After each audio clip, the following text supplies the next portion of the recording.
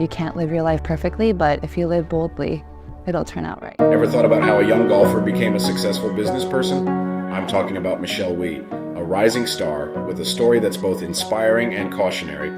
Welcome to Golf Insider HQ, where we share cool stories about famous athletes.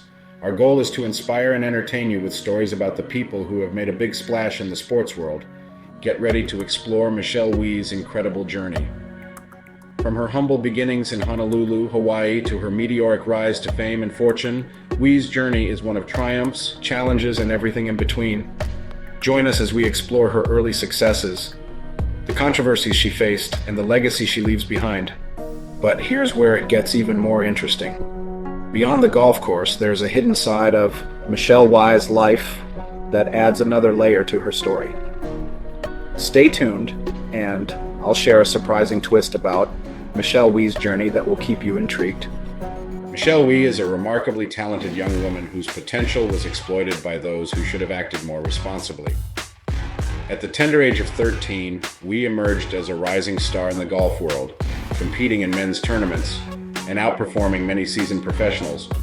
She even achieved the remarkable feat of shooting a 68 in a men's PGA event as a teenager, a feat that few could comprehend at such a young age. While most of her peers were still playing in playgrounds, Wie was making waves in the world of golf. However, as Wie grew older, she struggled to meet the lofty expectations placed upon her. Was it the relentless media hype that dubbed her the female Tiger Woods at such a young age? Or perhaps her parents' relentless pursuit of fame and fortune that ultimately derailed her promising career? The premature onset of fame and wealth often leads to adverse outcomes, and Wie's story serves as a cautionary tale. Michelle Wie's journey begins in the picturesque landscapes of Honolulu, Hawaii, where she was born in 1989 to South Korean parents Byung-wook and Bo Wie.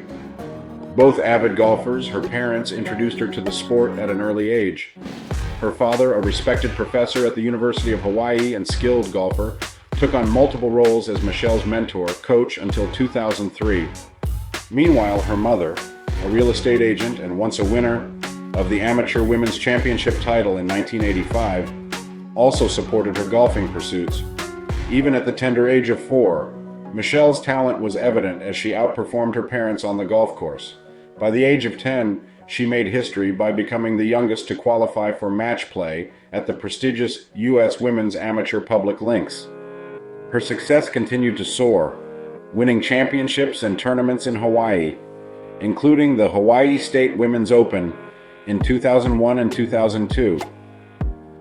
In 2002, Michelle made history again by becoming the youngest golfer ever to qualify for an LPGA event at the Takafuji Classic. Despite her academic commitments at Punahou School, she devoted more time to golf training, eventually attending the David Ledbetter Golf Academy in Bradenton, Florida.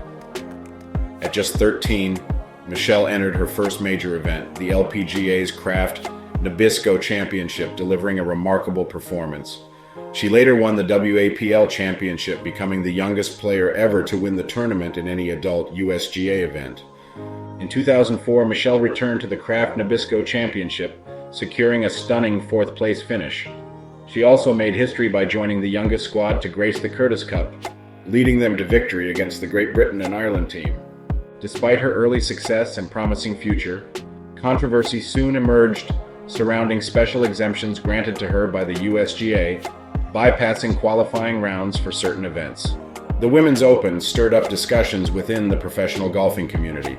Critics argued that exemptions should be earned rather than given, suggesting financial motives from sponsors and ticket sales were at play. However, Michelle let her performance speak for itself, advancing to the second round and finishing tied for 13th. Silencing doubters and proving her place among golf's elite was earned through talent and hard work. Her successful amateur career paved the way for her professional debut in October 2005. Just shy of her 16th birthday, Michelle secured major sponsorship deals with giants like Nike and Sony, estimated at $10 million per year. Despite controversy at her professional debut, Michelle persevered, earning her LPGA Tour card in late 2008 after completing qualifying school. In 2009, Michelle won her first LPGA Tour event, reaffirming her early potential. Expectations were high, but Michelle rose to the occasion, winning the U.S. Women's Open and solidifying her status as a top player. Before we move on to the challenges and controversies that she faced, why don't you hit that like button? However, her journey was not without challenges. Poor coaching and management, along with injuries, hindered her success. Despite her early achievements, Michelle faced criticism and struggled with her performance, culminating in a hiatus from competitive golf for 21 months. Though it was a difficult period, it marked personal growth and reflection for Michelle amidst the scrutiny she faced. The former mayor of New York City also stirred controversy with his remarks about Michelle during an appearance on Steve Bannon's podcast. Giuliani recounted an incident from a charity golf event in 2014, where he and the late Rush Limbaugh were playing. Limbaugh complained about photographers on the course, prompting Giuliani to point out Michelle preparing to putt, describing her in a manner that drew attention to her appearance. Michelle swiftly responded, criticizing Giuliani's story as inappropriate. Despite this, Michelle's focus remained on her game, achieving success on the golf course, and eventually finding love with Johnny West, son of NBA legend Jerry West. Michelle and Johnny had a special connection that led to their engagement, only 3 months after meeting in March 2019. Their love story reached its peak with a big wedding at a fancy place in Beverly Hills just 9 months later. Even after having their daughter, McKenna, Michelle didn't waste time getting back to golf during the Kia Classic. She didn't make the cut, but she stayed strong. However, as injuries and family stuff piled up, Michelle made the tough call to retire from playing professionally before the 2022 U.S. Women's Open. She moved from playing golf to running her own businesses, like helping start Mizuho America's Open, and investing in companies like Casa Azul, a tequila company, Tonal, a fitness gear company, and Sportsbox AI, a tech firm. Lately, she's also invested in a franchise in Los Angeles called TGL. Michelle's not in the spotlight as much these days.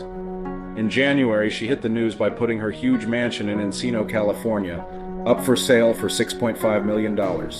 It's a fancy 6-bedroom place they bought for $5.7 million in November 2021. Looks like golf paid off pretty well for her. As promised, let's take a closer look into the remarkable journey of Michelle Wie. Besides her successes in golf, there's an interesting part of her life that many people don't know about. Michelle isn't only good at golf, she's also really good at painting. She loves to paint and is pretty talented at it.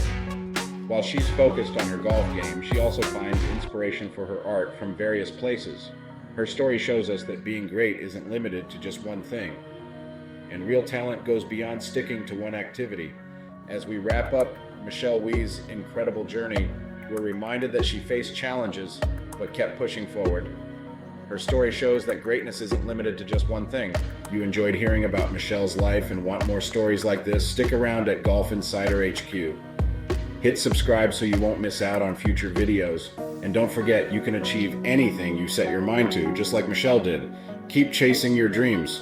Remember to subscribe and hit the bell icon for more inspiring stories. See you next time.